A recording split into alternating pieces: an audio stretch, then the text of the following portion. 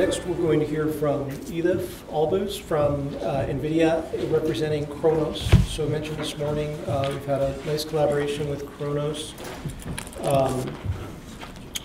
over the past couple of years. Khronos has developed a number of standards that are relevant to vision. Most recently OpenVX, and so Elif's going to give us an update on OpenVX and perhaps mention some of the other Khronos activities related to vision. Welcome. Hello everyone, it's great to be here among many familiar faces working in computer vision, embedded computer vision area. Today I came to talk about OpenVX, the standard for vision acceleration. So OpenVX is defined by Khronos Group. Khronos Group is an open consortium that defines open standard royalty-free APIs targeting hardware acceleration. So we have seen a lot of Khronos standards today, till today, including OpenCL, OpenGL, OpenGL ES on visual computing field, WebGL, WebCL for accelerating HTML.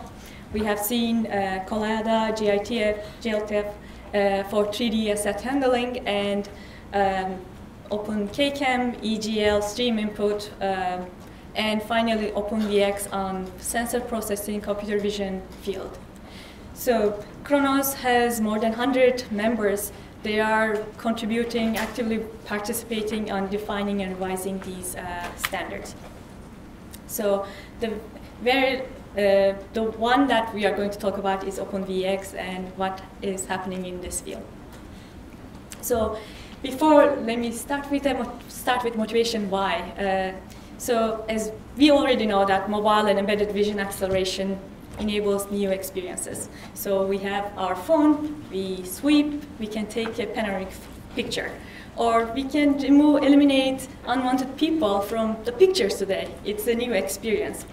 The way we interact with our devices, we can, let's say, as we have seen one of the advertisements, you could be kneading a dough, preparing food, and you get a call. You can do a hand gesture and then answer the call. Or you could be dancing in front of your TV and your system scores you compared to a professional dancer looking at your stuff. So all of these technologies are enabled by computer vision, new sensors, new cameras. Or you have depth cameras or stereo cameras, multiple cameras, looking at the scene. Let's say in this room, we are identifying, we can construct 3D, we can derive actual measures, architecture of this building from inside, and we can even place objects, new furniture into this room. It's totally new experience. All this technology enables new ways, the way the real world and the virtual world interacts. So new experiences are enabled with what we are trying to achieve.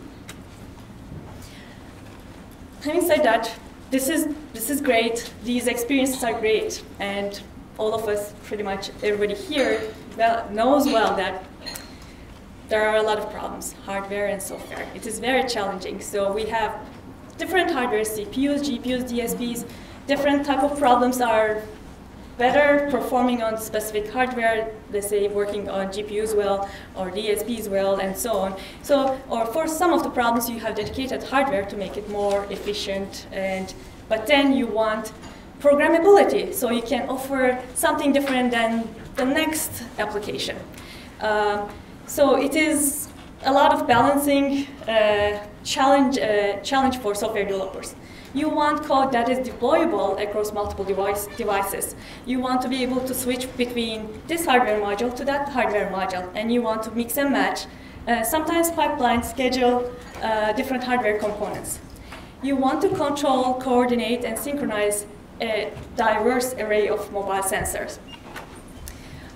So all of these sensors, like your IMU, your gyro, and so on, all these sensors need to be in synchronized. You have to have an idea of like when this event happened to be able to fuse them together to extract meaningful information to generate that experience. And with all of that together, all these software challenges, again, what you want to achieve is performance and power efficient. You want to provide all of these experiences efficiently on your battery-powered devices.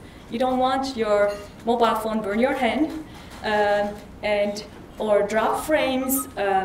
So you want to provide this experience at as minimal power as possible. When we look at some of the computer vision algorithms, you call function A, function B, function C, and then it goes back into memory back and forth. And sometimes it happens that most of the power is because of this memory transfer. So how do you balance all of that? So with all of these problems, OpenVX group, many of the companies taking part in this study recognize all of these problems, and they work together to define OpenVX standard. OpenVX defines a C API for a subset of computer vision primitives with its data containers. And it also defines a framework to assemble and execute these primitives with a goal of enabling various optimization opportunities for vision pipelines and applications. OpenVX, by defining all of these nodes framework, it is also provides opportunities to extend. So you can extend based on your need. So we had been working on OpenCV. So most of the computer vision problems, what we start with is we prototype, we have an idea, we have a theory, this should work. You start with MATLAB or you start with OpenCV, you implement your code, you have a proof of concept, is it working? And then you tune it, improve it, and so on. So we had many of computer vision scientists, engineers, use OpenCV. It is a great resource. It is community-driven. There are a lot of contributions. All the researchers, they contribute, they find all these components, they implement their algorithms. It is community-driven. It has lots of thousands of functions. However, there is no conformance test. So is it implementing this function correctly? Is it consistent? So sometimes different companies take in OpenCV and then implement accelerated versions. So typically it's a subset based on what works on this platform as well as what we think is important from our angle. So in the end, when you look at different vendors, they have acceleration of different subsets. So there is no standard way for developers to pick and compare different vendors. And also, portability is a problem. APIs can vary depending on the processors. You might have a different interface, different memory, data structure, and so on. So that makes it hard for people to mix and match different components. And when we look at it again, this function, because it offers a lot of portability, it's memory in, memory out. It is very easy to use. It reads in, it writes back. OpenVX, on the other hand, recognizes all of these problems and tries to solve them. It is a formal specification. There is a full conformance test suite already available. And once you pass these conformance tests, you'll get OpenVX trademark, OpenVX conformance. And hardware is abstracted for portability across different hardware. And there is very tight focus on hardware-accelerated functions for mobile vision applications. And it also has graph-based execution for optimized computation and data transfer. I'll go into these details a little bit more in the coming slides. And the goal is to reduce the time from prototyping to production. So if we were to look at the history, OpenVX started early 2012. It's more than two years now. Version 1.0 is released in October 2014. There is a conformance test suite, as I mentioned, and so you can get OpenVX trademark. The contributors in OpenVX today includes like some of the companies you see on the screen. And it also includes NVIDIA as well. So we have been actively working on OpenVX, contributing to this standard. So what is in OpenVX? OpenVX is a VXU library for synchronous access to single nodes. So you have your typical simple computer vision functions, your add, let's say erode, dilate, Harris corner, optical flow, parameter LK, basically feature detectors and basic image operations that you use daily in your computer vision algorithms as building blocks. And then you have graph framework for power and performance efficiency. So here what you're seeing is a sample OpenVX graph. So the way you do is basically it consists of these building blocks, these functions, and then you can define how the data is flowing through these. You connect these modules, these nodes, and then construct this graph. And typically the way you want your application to communicate with other or interoperate with other modules is to use EGL. So OpenVX 1.0 VXU function overview is basically all these basic building blocks are, you have core data structures like images, image pyramids, processing graphs, kernels, parameters like your LUTs, lookup tables, thresholds, and so on. And your image processing functions, arithmetic, logical, and statistical operations, multi-channel color and bit depth extraction and conversion operations, your 2D filtering and morphological resize operations and resize and warp kind of operations. And on core computer vision side, pyramid and integral image computations. And then you have feature extraction and tracking, histogram computation and equalization, lineage detection, Harris and fast corner detection, sparse optical flow, and so on. So you have all these nodes, single nodes, accessible, defined inside OpenVX. So this is the available functions. In addition, OpenVX specification is extensible. So you can define additional functions following the same interface. And you have OpenVX 1.0 defines the framework for creating, managing, executing graphs, and also you can have your nodes extensions following the same structure defined in OpenVX.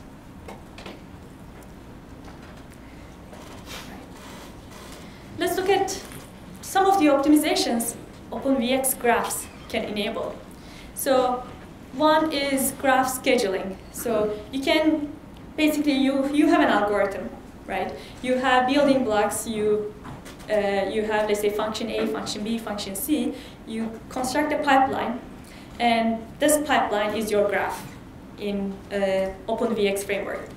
And in this graph, you split the graph execution across. You can split the graph execution across multiple units. You can run some of the functions on DSP, some of the functions on GPU, some of the functions on dedicated hardware, DSP, and so on. So you can mix and match, and Graph Scheduler can adjust schedule them based on performance, power, whatever criteria you can bring.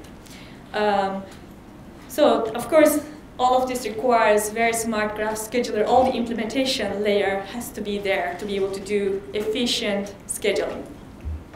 And the other aspect is memory management. So you have this graph, then you have different building blocks. You allocate the memory, and you can reuse temporal memory. Hence you can have less allocation overhead, more memory for other applications, and so on. Or there are typical operations that you always do together. You can fuse them together to get better efficiency. And that's the kernel merge functionality. Another way I was mentioning is power loss due to memory in and out, a lot of transfers that we have. And what you could do is you can make sure that you are working on a subset of the image which would fit into your cache, and then you apply the next operation. That way the data is local and you save power. So it also facilitates means to do data tiling optimizations. So here's an example of a typical OpenVX graph, which is also available in our libraries. I'll mention later. So this is a typical OpenVX graph. So the very first, your source of data is your camera or your video or input image files. So that you feed into your OpenVX graph. Very first node in here is, in this particular case, is color conversion. So what you do is, the data is coming from camera in RGB format, and then what you want to do is, you want to work on YUV domain. So you can do color conversion to YUV.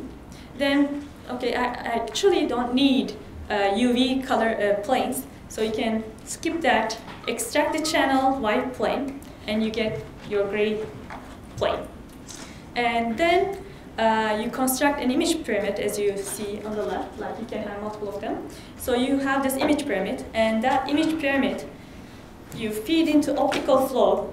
Now, before image pyramid is created before you have the optical flow, you can take this Y plane and then feed into Harris corners. So you did identify feature points inside your image, and then in optical flow algorithm, so you have two sets of, let's say, points, featured points, then you can feed that into your optical flow algorithm, and then see where these feature points are moving temporally.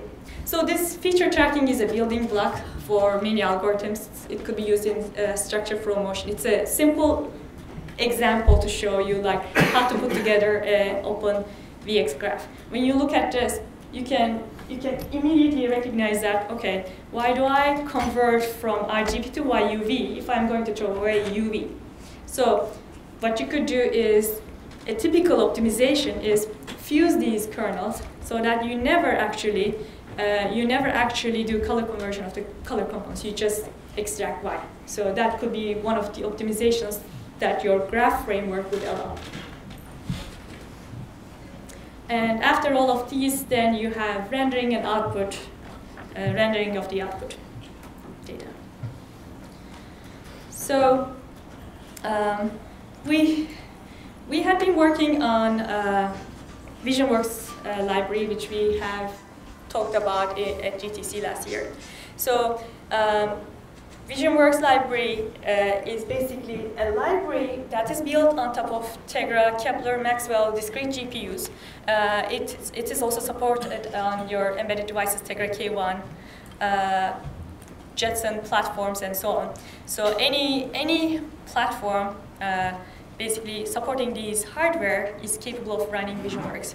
And on top of these, basically, we leverage CUDA to build VisionWorks library. And when we look at VisionWorks, what we did is, it leverages OpenVX. It implements all of these primitives matching OpenVX, and implements this framework. And it can also extend VisionWorks, it can also extend OpenVX through GPU-accelerated primitives. So we constructed this library based on OpenVX, and we extended based on the needs or the use cases we had been interested in, and we were interested in. And what you could do is, you can develop your application, you can write some GPU kernels, you can call some OpenCV functions, mix and match all of these components, and put together your pipeline. Also for feeding pieces together, then you leverage EGL for efficiency reasons. So today we have in VisionWorks, we have all of the functions that I described earlier. In addition to that, we have like your stereo depth extraction, your classifiers, and so on that are more on the core computer vision side.